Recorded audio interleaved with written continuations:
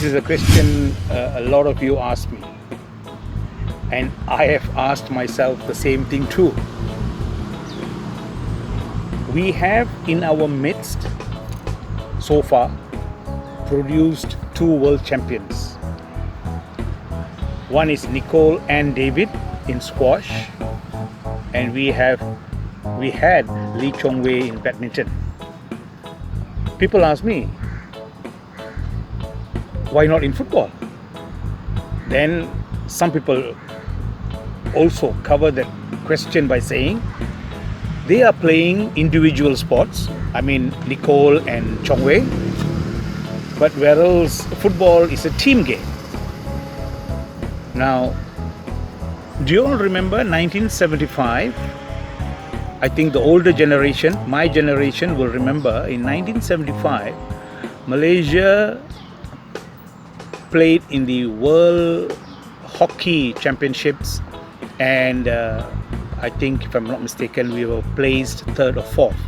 Yeah.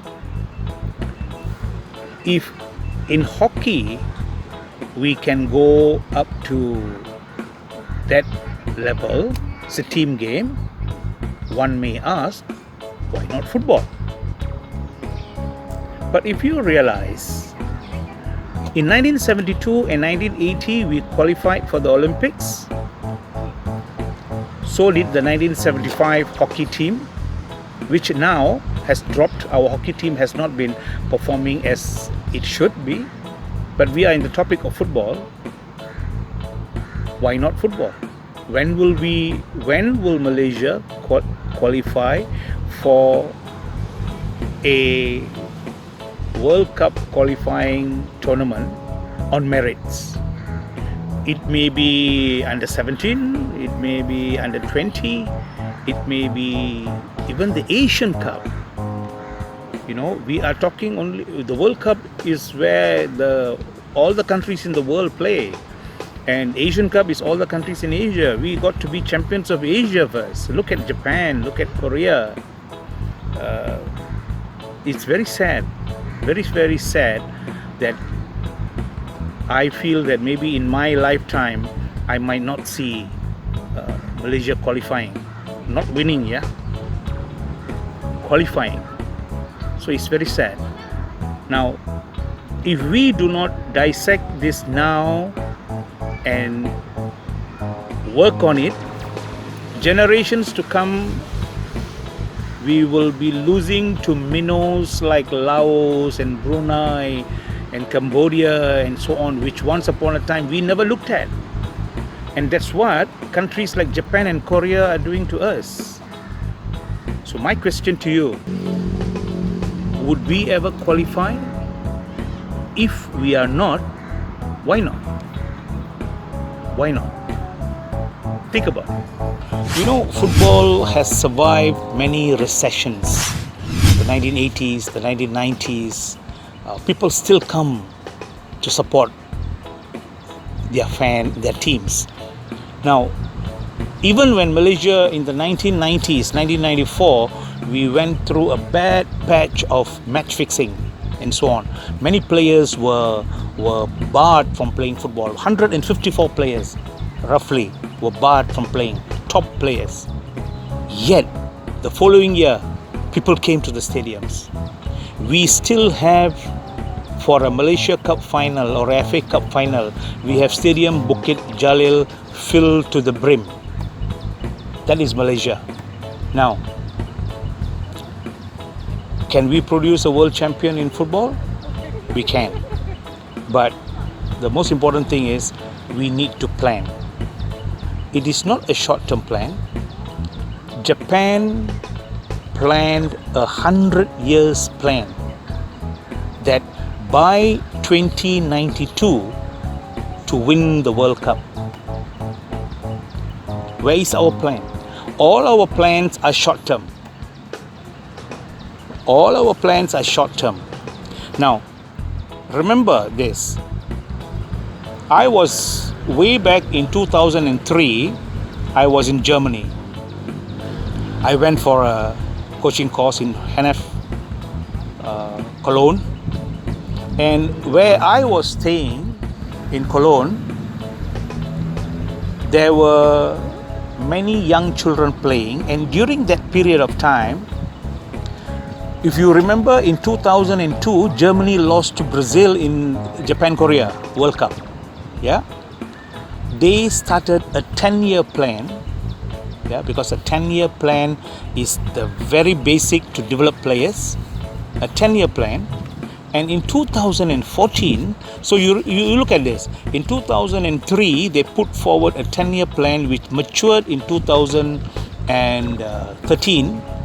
That's roughly about 10 years. And in 2014, they won the World Cup. Many players from that plan actually played for Germany. Now, we cannot follow Germany. You must understand this. We cannot follow Germany. Why? Germany already has an existing system. They have got their districts, their whatever you name it, they have it in place. Their coach education is well established. We do not have that. We don't have that. So how can we put a 10-year plan? We need at least a 25 to 30-year plan in order, in the beginning, to put coach education in place. We don't even have players' data. We don't even know how many young players are playing in the country. This has to be in place. So, is it achievable? Yes. How? Patience. We expect our players, if you put a seed today, tomorrow to fruit. It doesn't happen anywhere in the world, any part of the world. Yeah, even the Brazilians grow, their players grow through the system. We cannot expect our players to be ready in 10 years. We need a minimum of 30 years. Very minimum, 30 years. So that's the answer. Yes, we can develop a team we can develop a group of players.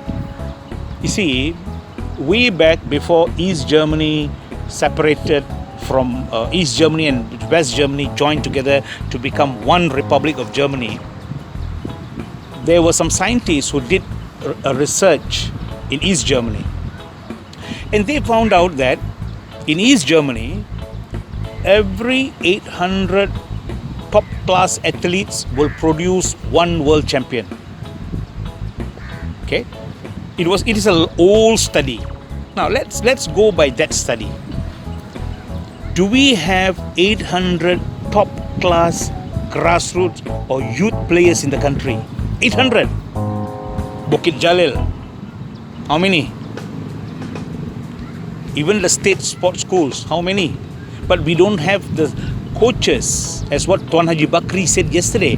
We don't have the coaches qualified at that level to take these boys through at the state sports school.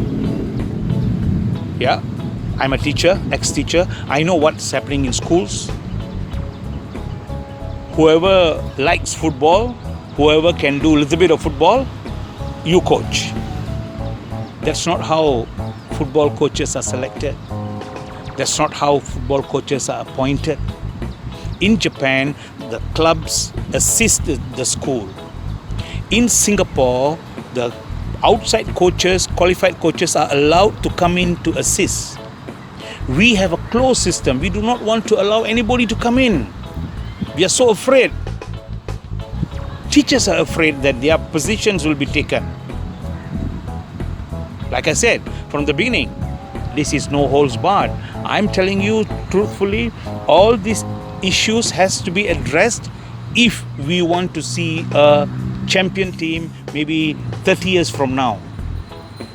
But if you think that it is sensitive and if you think that these people should carry on, forget about World Youth Cup. Let's just play beach football. Bye.